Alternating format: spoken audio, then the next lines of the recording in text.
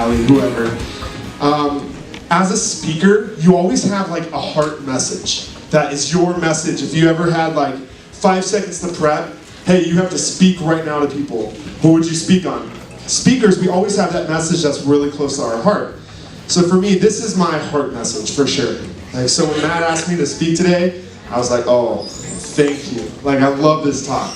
So I'm really excited about it. So, real quick before I dive in today, so yesterday was my birthday, which is cool. But even cooler than that, it was my daughter's birthday too. We share a birthday. And last year, she was born on my birthday as the greatest birthday present I've ever received, ever will receive. So it's pretty awesome.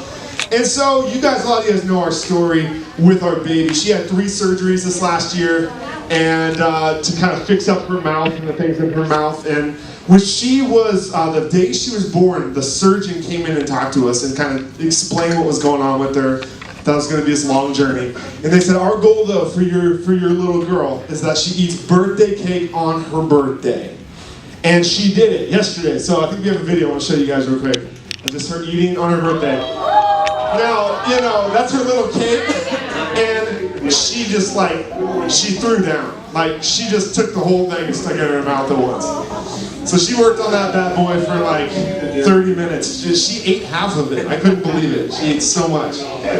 But anyway, so that was a big, awesome God moment for us yesterday. Just kind of seeing that, you know what? God was with us through that whole time. Now, that totally fits in with where we're going today. We're going to talk about brokenness. And so here's the deal with this series and where we're going to go with it. We're going to talk about brokenness. Today I'm going to give you kind of a big picture of what brokenness is, and we're going to use this word tragedy today. We're going to explain what tragedy is. A lot of you guys already know what tragedy is, but we're going to look at it kind of at the root level. Because a lot of times we walk through personal tragedies in our life, don't we? We go through difficult things, difficult moments, and they're really hard. And so the kind of question is when you walk through those things, where are your friends at? Where's God at? All those things, right? And then there's also these things that are more like, I would call them global tragedies. Like events that happen that affect either us as a nation or us as a world. And we have to figure out what's our place in that. What's our role that we have in that? And then we're going to look at some specific tragedies that some of you guys might be walking through. And we're going to kind of talk about those from personal experience and just what do we do? What happens when we break? What happens when the world breaks? Like, what do we do? And then we're going to kind of wrap it up and we're going to kind of talk about what we can do when our friends are broken. How can we help others in their brokenness? Especially when we're broken ourselves.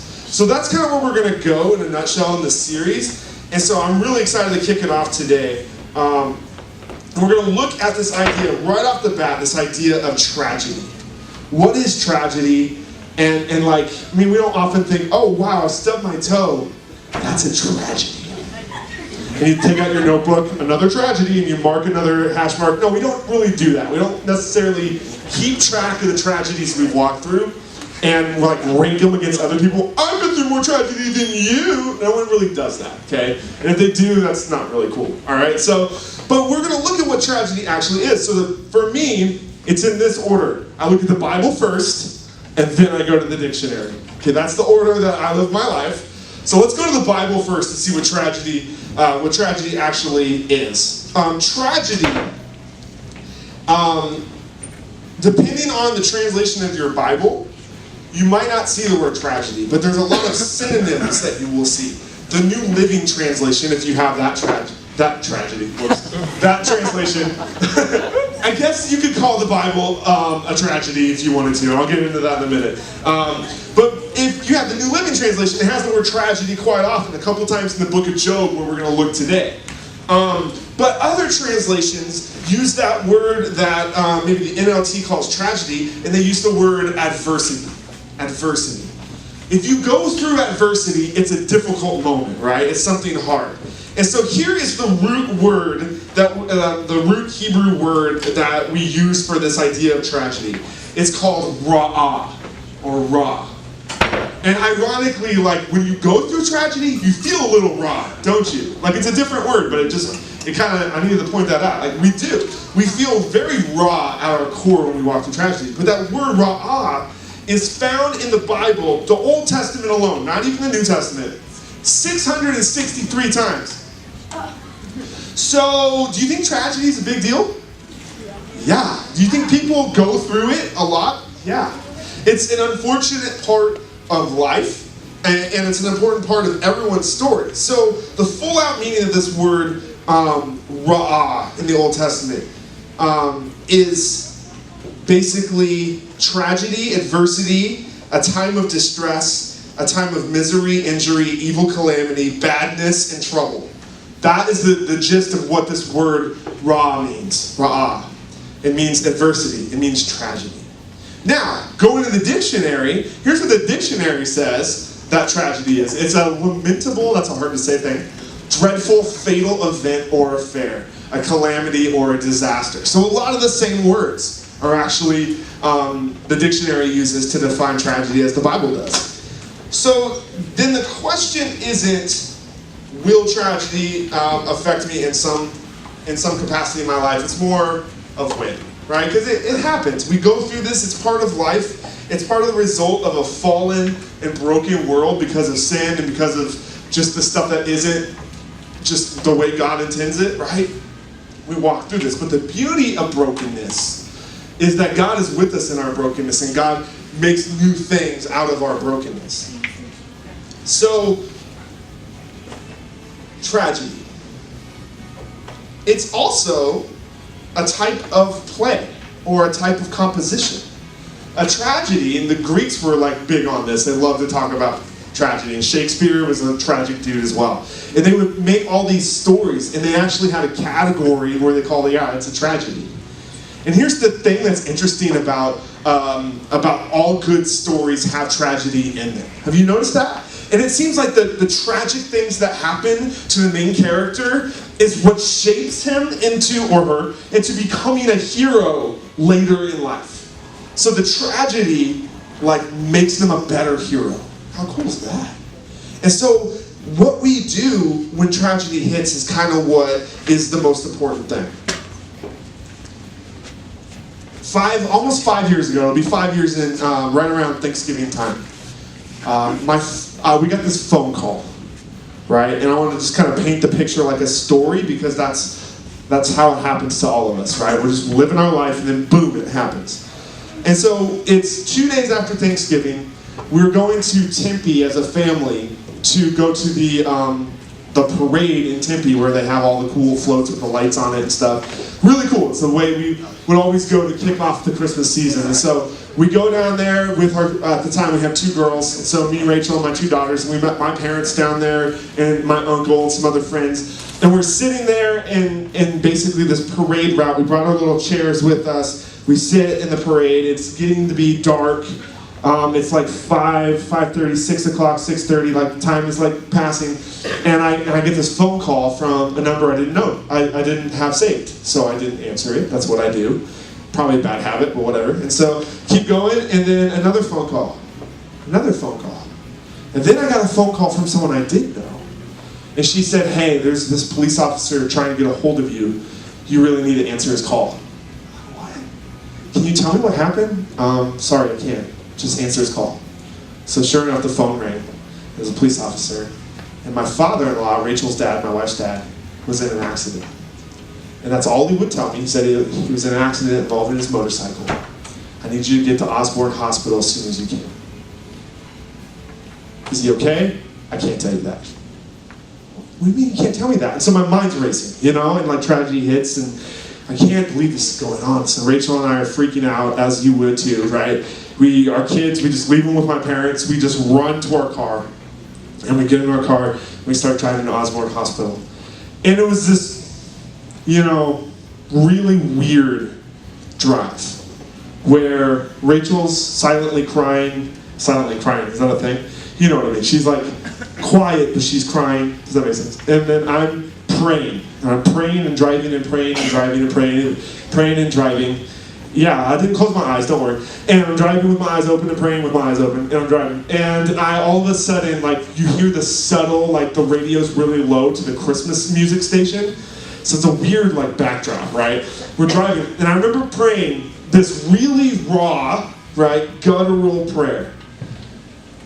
God, please don't let my wife lose her dad today. That was my prayer. And that's just where I was at. I was breaking. Like as I was driving and praying, I felt breaking happening. It was just cracking. My heart was cracking. For her, for me, he's not my dad, but he's my father figure that's been part of my life for a long time. And I'm driving. And so we get to the hospital and we're just like waiting. And they call us back. And there's this like family room in the hospital where they bring you to. And that's not a place you ever want to go. Because that's not a good reason to go there. And you're sitting there and we're waiting for Rachel's mom. They wouldn't tell us anything. And it's just this feeling of, God, what's happening? And finally, she got there and they came back and they told us, hey, he didn't make it. He died. And that, I broke the rest of the way in that moment. It just cracked and it hurt. And some of you have been in similar situations and you know how that feels. And maybe you're like, mine doesn't qualify. It wasn't that big of a deal. But if it's big to you, it's big to me too. And it's big to God. So don't disqualify your brokenness, okay? And so I'm sitting here in this room, life is different now. Everything's wow, something huge just happened. I'm broken. And so the rest of that night was kind of a whirlwind where we didn't really talk much. We just cried a lot. And I don't remember a lot about what was said that night, but I remember who showed up at that hospital. Very similar, very shortly after we walked out of that little room, there was this giant waiting room area that was still kind of behind the waiting room doors, but it wasn't in a room or anything. And we walked through our set of doors, they walked through the other set of doors, and there's a lot of the people that are my friends and my co-workers here at the Grove waiting there just to be there. Palmer was there, Paul was there, Alan Gavin was there, my friend Jared was there, my friend Mark was there. All these people, I remember who was there. I don't remember what they said. All they did was give me a hug. And it was I kind of broke more into their arms, you know what I mean? And it was just broken. And God healed us over time, and we're still healing in a lot of ways. Why? God, why? Why did you let this happen? Why does this have to happen? And I, as a pastor, and as a dude who's walked through some stuff in 34 years of life, I have an incredibly profound answer for you to that question of why. Are you ready? I don't know. I have no idea. And I don't know the answer to the why question, but I have a better question for us to ask. Who? Who is going to walk with us through the brokenness? That is what God offers. He offers that, and He never stops offering to be with us in our pain, to be with us in our brokenness. He promises to be with us. Hebrews 13:5, which is a quote of Deuteronomy, which tells us that it's true in the Old Testament and it's true in the New Testament. Here's what God says. He says, keep your lives free from the love of money and be content. Yeah, that's great, but here's the big thing. Never will I leave you. Never will I forsake you. He'll never leave you. He'll be by your side.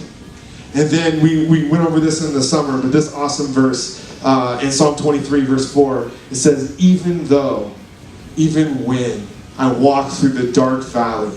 And some translations have it as death, dark ravines. I love that. The valley of the shadow of death. Even when you walk through brokenness, I am with you. I am with you. I will comfort you. He will not abandon you in your time of brokenness. So, when you are broken, here's something we need to remember. You're not alone. You're not alone when you walk through brokenness. You're not alone. And we'll come back to that thought in a little bit, but let's take a look at this dude named Job. Take a look at his life and dive into some verses about his life here. So Job is known as the oldest book of the Bible. I know a lot of times we think our brains kind of work this way. If it's the first book of the Bible, it's the oldest book of the Bible. And so a lot of times we probably thought that Genesis was the oldest book of the Bible, but Job is probably the oldest book of the Bible. It is the most ancient of the Hebrew text, okay? And in the most ancient of the Hebrew text, guess what we see? We see the story of a dude that has it all, that loses it all. Brokenness, tragedy, right? So it's as old as time itself, tragedy. And in Genesis, which covers the beginning, right, of the world, we see the first man and woman went through some serious tragedy as well, including one of their kids killing one of their other kids. Craziness, right? So let's look at Job, though. So in Job's story, like I said, he was very blessed. He had a lot of things, a lot of possessions, and in those days, how you kind of weigh success is, do you have children? And do you have a lot of children? So that's one way that they weighed success. He had a lot of children, so successful. Boom, check box, right? Second way is, do you have, property and possessions? Do you have a lot of, awesome things that make you successful, like camels, yeah, and sheep and cows and things like that? If you don't have a lot of those things, you're probably not that successful. Well, guess what? Check box, he had a lot of those things. And he also had a lot of employees that worked for him. So he was a very successful dude. Well, we see this really weird thing happen in Job chapter 1. We see God and Satan chatting. Right? Isn't that kind of weird to think of God and Satan hanging out at Starbucks or something? Like, not really Starbucks, but kind of weird. And unless you hate their coffee, then that's really easy for you to picture. I'm just kidding. Woo, Hebrews. Yeah. So anyway, that's what I wanted to call that coffee shop, but everyone laughed at me. True story. So Job, his story starts with a conversation between God and Satan. Weird, right? God's like almost bragging about Job. Hey, have you considered my servant Job? His righteousness? How this guy trusts me. How he walks with me. And Satan's like, yeah, he walks with you. He trusts you. He's faithful. He's righteous because he's got everything. If he loses stuff, if he breaks, guess what? He'll curse you. Just like all the other ones, he'll curse you. That sounds like Satan, doesn't it? Cynical, hateful, hurtful, yeah. So here's the story. Let's go to verse 13 here. Olivia, you got it? I'm going to read it off your screen. One day when Job's sons and daughters were feasting and drinking wine at the oldest brother's house, a messenger came to Job and he said, the oxen were plowing and the donkeys were grazing nearby. And the Sabaeans attacked and made off with them. They put the servants to the sword, and I am the only one who has escaped to tell you. All right, bad start. Right? He just lost, what did he lose? Donkeys and oxen. You're thinking like, okay. That's a big deal. That represents a big part of his success and his money and his property, right? So keep going. Verse 16, while he was still speaking, another messenger came and said, the fire of God fell from the heavens and burned up the sheep and the servants, and I'm the only one who has escaped to tell you. What? Say what now? Fire came from heaven and burned up my sheep? And my servants? Like, not good, right? All right, keep going. This day gets worse. Have you had a bad day? Have you ever had oxen stolen? Yeah. Have you? Or, proverbial oxen. Maybe that means a friend, turned their back on you. Your oxen were stolen. It's a thing. Let's start this. You're having a bad day? You having a bad day? Yeah, my oxen were stolen. Oh, what happened? Oh, I got a bad grade on the test. Use that in the sentence. I dare you. Okay. So while he was still speaking, another messenger came and said, the Chaldeans formed 3 raiding parties and swept down on your camels and made off with them. Not made out with them, that'd be bad. Don't make out with camels, bad thing. Okay, sorry, made off. They put the servants, I'm making light of a tragedy. It's what we do, it's a coping mechanism. Okay, they put their servants to the sword, and I'm the only one who has escaped to tell you. Hashtag camel breath. Okay, while he was still speaking, yet another, I'm really sorry, I'll come back to seriousness, I promise. Yet another messenger came and said, your sons and daughters were feasting and drinking wine at the oldest brother's house, next. When suddenly a mighty wind swept in from the desert. We get those, don't we? Oh, yeah. Yeah. And struck the 4 corners of the house. It collapsed on them. The house fell down on his kids, guys. And they were dead, and I'm the only one to escape you. Do you see in one day, in like 4 different things that happened in the same day, he lost his whole life. He lost all of his possessions. He lost his employees. He lost his kids. All but his wife, basically. Is that it? Is there more? I can't remember. That's it. So we'll get to the other part in a second. Where was God during this? You know that why? That why question? Why, God? First, why are you chilling with Satan? That's weird. And secondly, why would you allow him to do this to someone you love? Why? I don't know why. I still don't, I didn't earlier, I don't now. But God wasn't going to leave him. And that's what I want you to remember with Job's story. God was still with him through this. Job had this horrible day where life fell apart. And we're about to look at his reaction. But I want you to think what your reaction would be. Honestly. If you lost everything, what would your reaction be? A, kind of fist to the sky. God, why'd you do that? Right? B, maybe you just lose faith. Totally. C, maybe you would just run away. Never come back. I don't know. Here's Job's reaction. He's a better man than I am. I'm not going to lie to you. Here it is, verse 20. You have it? Yep. Oh. Job got up. He tore his robe. He shaved his head. That sounds awkward. Like, why'd you shave your head, bro? Britney. Go all Britney Spears. Like, what more? No, that is how they mourned. They ripped their clothes. They put on this stuff called sackcloth. They'd often shave their head. They would usually throw themselves in the dirt or the dust or the ash, and they would just be broken right there. And so he does that, right? He tears his robe, he shaves his head, then he falls to the ground and he worships. He worships God. Verse 21 says this. This is like perspective. Hey, I start, basically, naked I came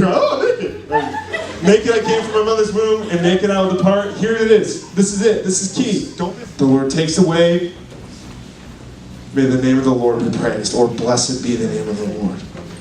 He worshipped in the middle of tragedy. I know that doesn't seem to make sense. I know that doesn't compute a lot of times. But here's the thing that's epic on that, is that Job was still realizing that God was with him, even when it broke. Okay, so Satan and God meet up for a second coffee. Okay? Again, so awkward. Like, what? And they're chilling again, and God's like, hey, did you see how Job didn't curse me? Did you see how Job had perspective and he realized that, hey, I'm with him? And Satan's like, yeah, that's because physically he's not ill. Physically he's got nothing wrong with him. It's when people have a sickness or an illness or disease, that's when they get really mad at God and they turn their back. So if he was hurting physically, guess what? He'd curse you. Surely, he'd curse you. God's like, all right, well, test number 2. I guess you got to do what you got to do, but don't kill him. Okay.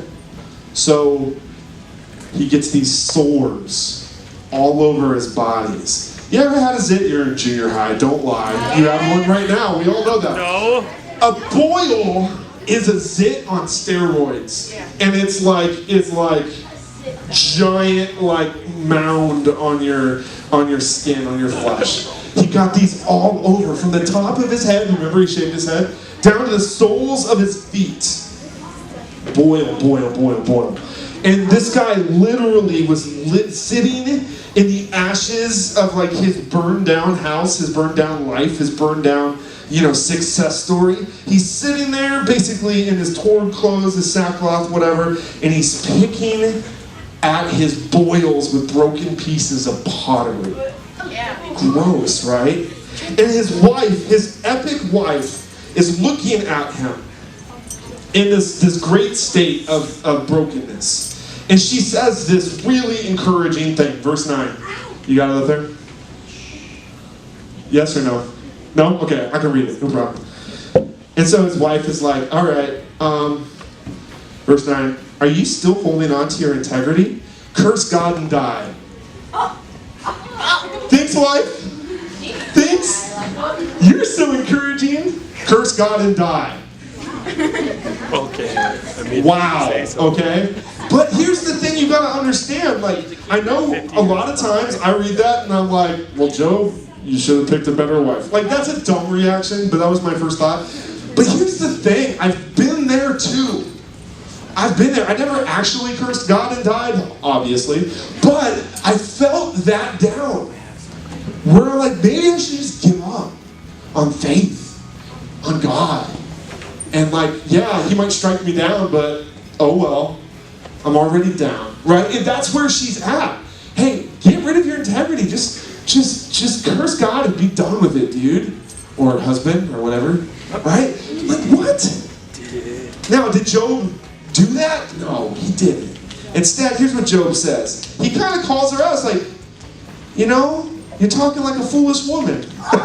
It says that in the Bible, guys. That's funny.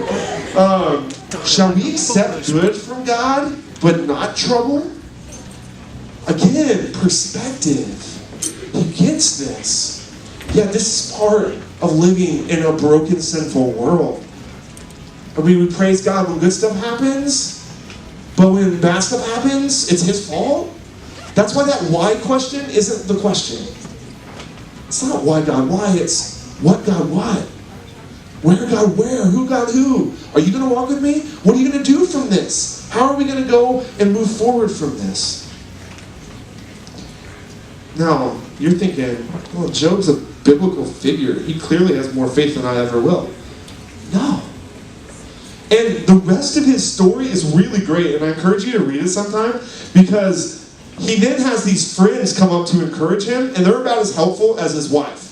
Right? They're basically saying, hey, you must be sinning, bro. There must be stuff in your life that you're not asking for forgiveness for. You're clearly in the wrong here, Job. Not great, right? Not great advice. None of this helps.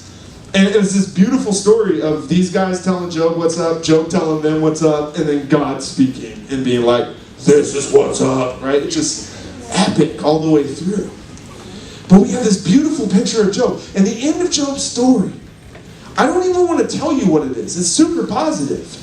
But that's not where we're going today. We're going to stay in the brokenness for a few weeks. We're going to just sit with the fact that we are broken. But here's the thing. In your brokenness, you are not alone. There's power in solidarity of realizing that we are in this together. We can be broken together.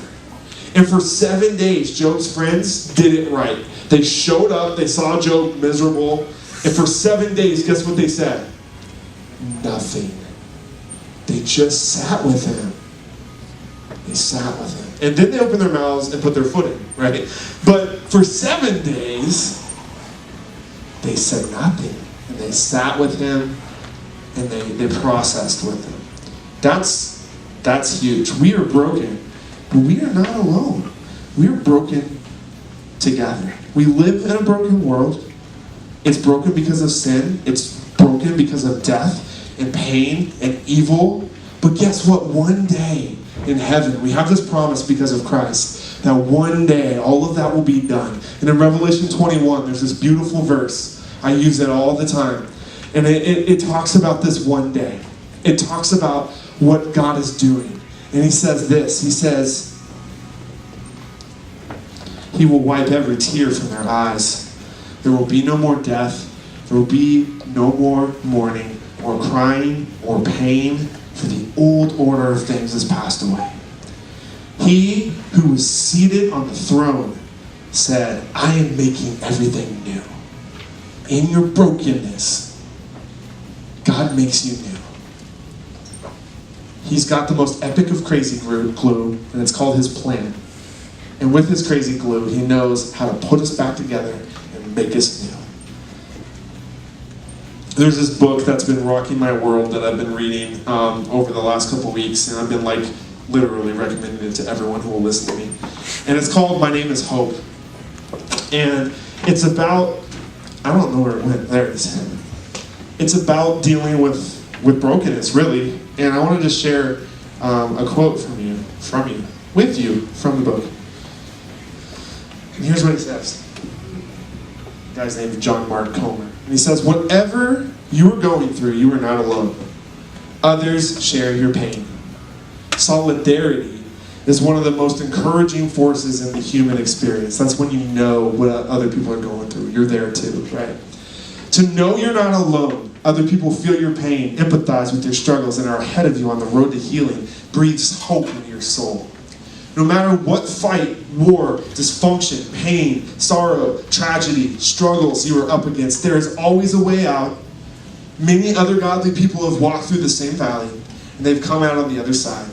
When you sink deep into your hell, when you feel like the end is right around the corner, when you think there's no way out, God is there, right at your side. He's faithful to hear your whispers for help, and He will show you the path of life.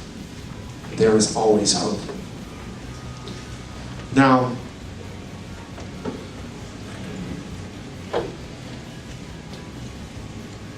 these three things are true.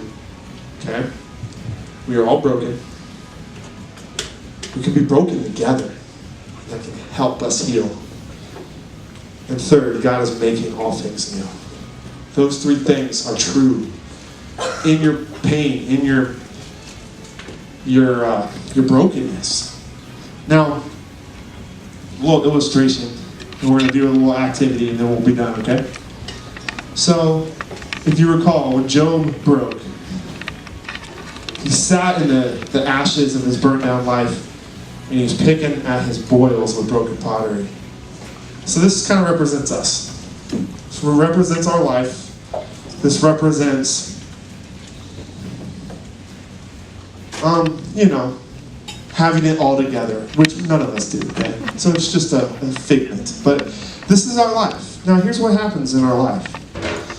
Right? We, protect everybody by putting this in a bag.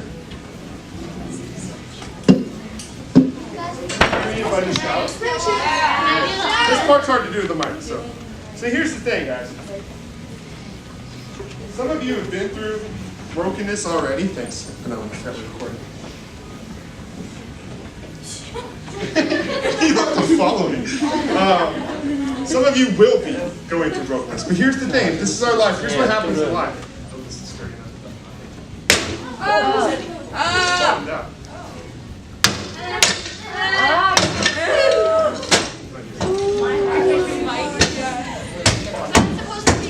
You ever feel like this? A little bit. Life breaks, doesn't it? But there's solidarity. So now, you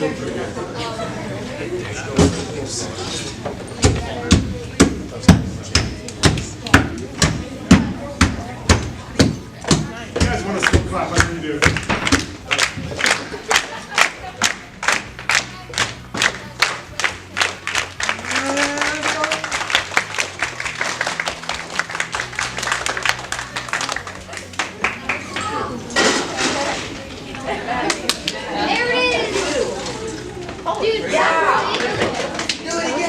Now, we're all broken. I will actually do it again here in a second.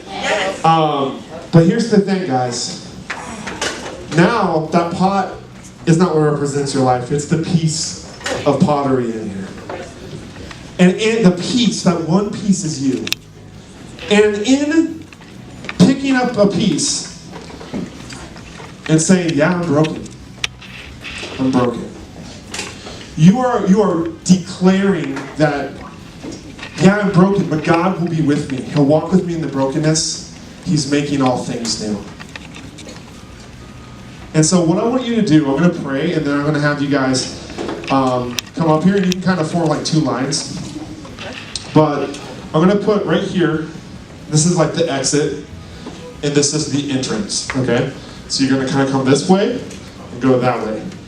I want you and pull out a piece of pottery that represents, hey, we're broken. And I want you to write your name on it. That's all I want you to do today. Write your name on it, and then I want you to bring it over here. And you're going to set it in this little bucket right here. You're going to put that piece of pottery with your name on it right here in this bucket. And we're going to do something with it later in the series. But for right now, I just want you to identify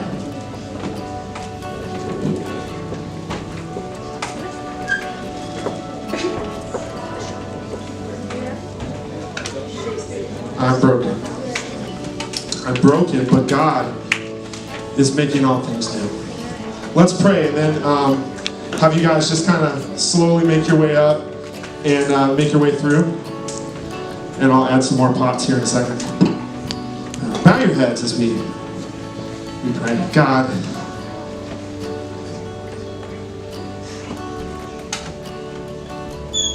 we're broken. We're broken people. We live in a broken world, but God, the most epic part of this life is that, God, you never intended for us to stay broken. You're in the process of making all things new, God. You sent your Son to the cross to be broken for us, to take the punishment for our sins, to defeat death.